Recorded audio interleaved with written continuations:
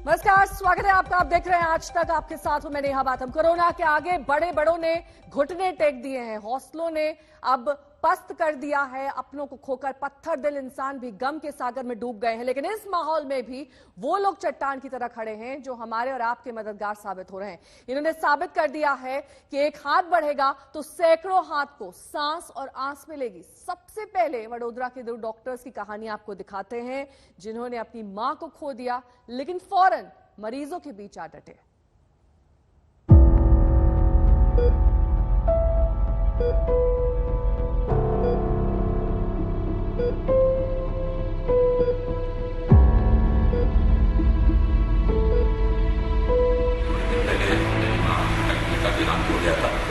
सेवा धर्म है कि मरीजों की सेवा करना, उसके लिए मैं यहाँ पे ड्यूटी ज्वाइन कर लिया है।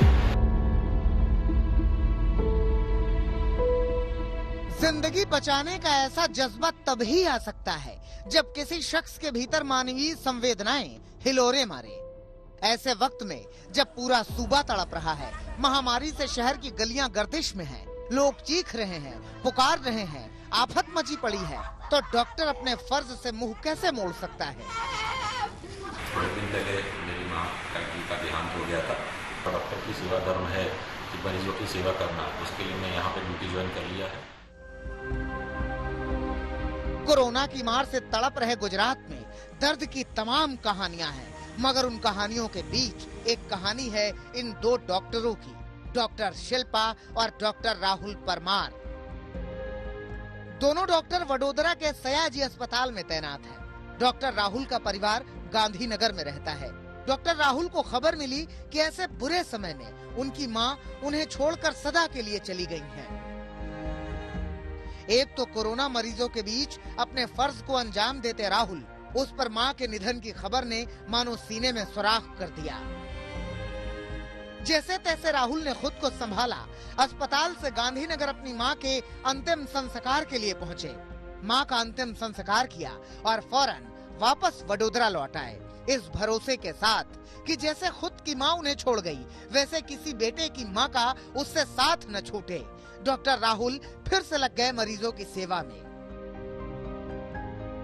थोड़े दिन पहले मेरी माँ का देहांत हो गया था, तो वहाँ पे भी मैं कंटिन्यूसली यहाँ का जो काम देखते हुए वो भी काम कर रहा था। तो मेरे फैमिली ने मुझे पूरा सपोर्ट दिया है कि अपनी माता जी के देहांत के बाद अभी अपना जो सबसे इम्पोर्टेंट सेवा, डॉक्टर की सेवा धर्म है कि मरीजों की सेवा करना, उसके लिए मैं यहाँ पे ड्यूटी ज्वाइन कर लिया है। वहाँ पे फैमिली जो भी रिचुअल्स है वहाँ पे मेरे भाई और पेरेंट्स कर रहे हैं और मैं यहाँ पे लोगों की सेवा कर रहा हूँ। डॉक्टर राहुल जानते हैं कि महामारी की इस मुसीबत भरे दौर में अस्पताल में डॉक्टरों की कितनी जरूरत है और उनके मन का भाव भी यही है कि वो मरीजों के इलाज में लगे रहें। पूरी टीम ने मुझे बहुत अच्छा सपोर्ट किया है और मैं कंटिन्यूसली ऐसे ही लोगों की सेवा करता हूँ। कुछ ऐसी ही कहानी इसी अस्पताल की डॉक्टर शिल्पा पटेल की भी है। शिल्पा पटेल को जब जानकारी मिली कि उनकी मां अब दुनिया में नहीं है, तो मानो पैर के नीचे से किसी ने जमीन खींच ली। मन में अथाह दर्द का समंदर उमड़ आया, ऐसा दर्द जो किसी से कहा भी ना जाए और सहा भी ना जाए। मगर फिर भी डॉक्टर शिल्पी ने खुद को संभाला। वो अपनी मां को अंतिम विदाई देने पहुंची और 6 घंटे बाद वापस अपने कर्तव्य पथ पर डट गईं। यही वजह है कि अस्पताल में तैनात अधिकारी अब इन दोनों डॉक्टरों को सच्चा कोरोना वॉरियर बता रहे हैं। जो हमारे दोनों डॉक्टर हैं, डॉक्टर राहुल परमार और doctor Shilpa Patel, SSG hospital के कोरोना वॉरियर हैं। वो 1 साल से दोनों काम कर रहे हैं अलग अलग विभाग में। डॉक्टर राहुल और डॉक्टर शिल्पा ने अपने निजी दुख के समय में भी मरीजों को लेकर अपना कर्तव्य नहीं छोड़ा और इसका जज्बा अब उन्हें प्रेरणा दे रहा है। तो दोनों डॉक्टर के जो माता जी के अभी कुछ दिन पहले देहांत हो चुके हैं, तो दोनों डॉक्टर ने स्पीड में जाकर दोनों उनके माता के जो रिचुअल प्रोसेस को कंप्लीट करके आकर सडनली यहाँ काम करने में लग गए। उनका डेडिकेशन जो है हमारे कोरोना की हॉस्पिटल के प्रति वो बहुत ही सराहनीय है। देश भर के डॉक्टर कोरोना के चलते बिगड़ते हालात को काबू करने में दिन रात एक किए हुए हैं। महामारी के काल में ऐसी कहानियां पूरे समाज के लिए सच्ची प्रेरणा है। ये कहानियां उम्मीद जगाती हैं कि इंसानियत अभी भी बची हुई है। मानवता ही जिंदगी को बचाएगी भी, बनाएगी भी। अहमदाबाद से गोपी घांघर के साथ दीपक पाठक, वडोदरा, आज तक।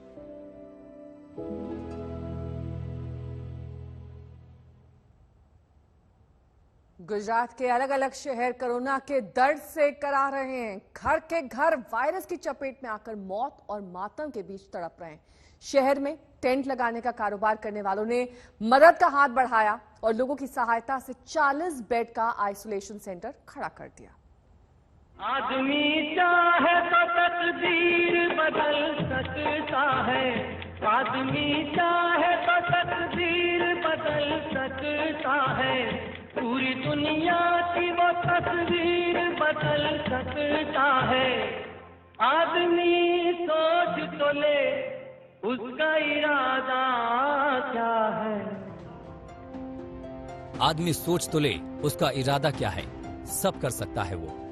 महामारी के ऐसे मुश्किल दौर में सूरत में शादी समारोह में टेंट लगाने वालों ने जो किया वो सरकारों को देखना चाहिए, नीति नियंताओं को देखना चाहिए, हर उस व्यवस्था को देखना चाहिए कि अगर इरादा कुछ कर गुजरने का हो तो कुछ भी मुश्किल नहीं है।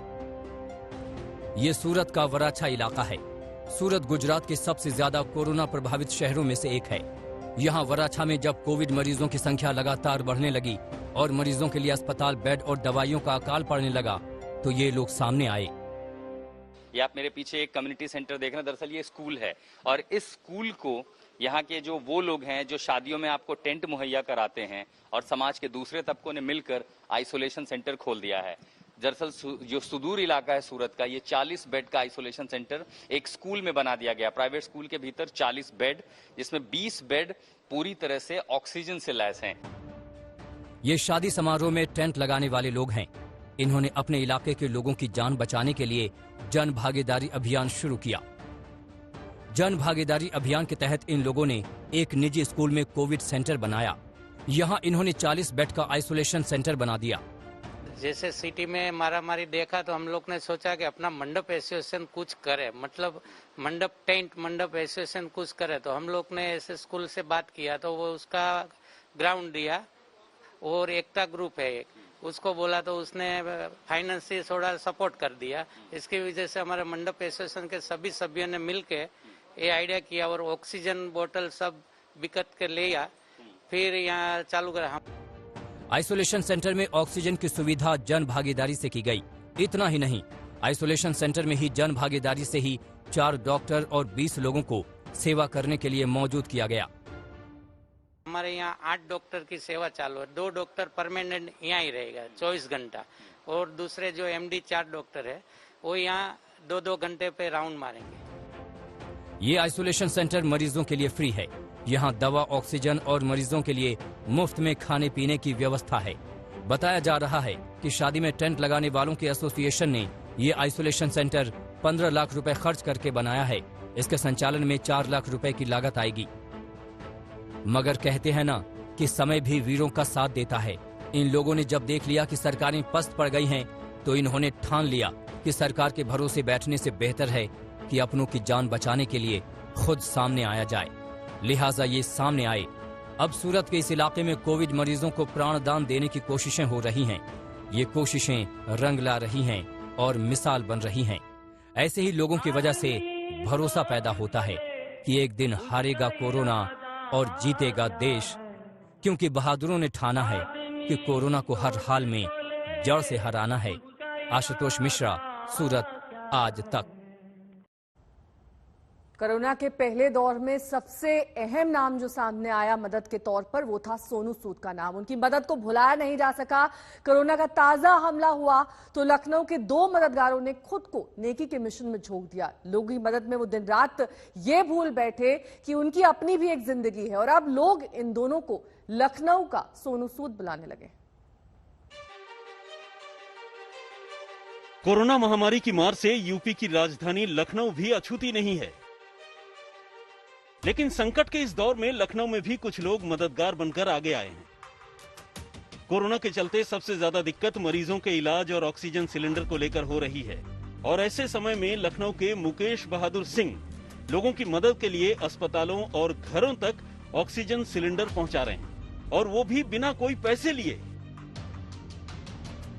कोरोना महामारी की दूसरी लहर शुरू होने के बाद से मुकेश बहादुर सिंह सैकड़ों लोगों तक सिलेंडर पहुंचा चुके हैं। वो खुद बताते हैं कि आखिर उन्होंने ये काम कैसे किया। सबसे बड़ी बात यह है कि हमेशा मशीनरी काम करती है, हमेशा गवर्नमेंट मशीनरी काम करती है। हम लोगों की भूमिका कैटलिस्ट के तौर पर उनको सपोर्ट करती है। मुकेश बहादुर के इस काम से सबसे ज्यादा मदद पत्रकारों और उनके परिवार वालों को मिली है। विजय बहादुर बताते हैं कि एक पत्रकार के परिवार की जरूरत से ही उन्हें ऐसी पहल की प्रेरणा मिली। वर्तमान परिस्थिति में अगर बात करें तो जो सबसे बड़ी समस्या जो मुझे दिखी, वो जो जर्नलिस्ट जिसको हम फ्रंट लाइन वर्कर मानते हैं और कोरोना वॉरियर मानते हैं, तो सबसे बड़ी समस्या जर्नलिस्ट के सामने। तो मीडिया के बहुत सारे ग्रुपों में जब हमने देखा कि जर्नलिस्ट परेशान हो रहे हैं, उनके परिजन परेशान हो रहे हैं, ऑक्सीजन की दिक्कत हो रही है, तो हमने इसको एक टास्क और मिशन की तरीके से लिया। लखनऊ के लोगों के चर्चा में छाए दूसरे मददगार हैं शलभमणि त्रिपाठी, जो मुख्यमंत्री योगी आदित्यनाथ के सलाहकार हैं। कोरोना के इस संकट काल में वो सोशल मीडिया पर लगातार एक्टिव होकर लोगों तक सहायता पहुंचाने में लगे हैं। जो एक्स्ट्रा प्रेशर हॉस्पिटल्स पे आ सकता था वो भी रुक रहा है। तो पूरा एक चैनलाइज करके अपने कुछ दोस्तों की मदद से, कुछ पत्रकार साथियों की मदद से, सबका सहयोग लेके एक हेल्प ग्रुप बना के एक कॉमन ग्रुप बनाया हुआ है। उस पर मैसेज फ्लोट कर देते हैं कि L1 का बेड चाहिए, L2 का बेड चाहिए, प्लाज्मा चाहिए, ऑक्सीजन चाहिए, और उसमें कोई न कोई जरूर आ जाता है कि हम अवेलेबल करा रहे हैं। तो प्रयास ये कर रहे हैं कि गौरैया प्रयास जो कर सकते हैं इस पूरी महामारी के दौर में, एक बहुत कठिन दौर में, एक स्मॉल कॉन्ट्रीब्यूशन एक सामान्य नागरिक होने के नाते कर सकते हैं, वो करने का प्रयास करें। कोरोना महामारी के दौर में ये दोनों जिस तरह से लोगों की जिंदगियां बचाने में लगे हैं, वो किसी देवदूत जैसी पहल से कम नहीं है। कुमार अभिषेक, लखनऊ, आज तक।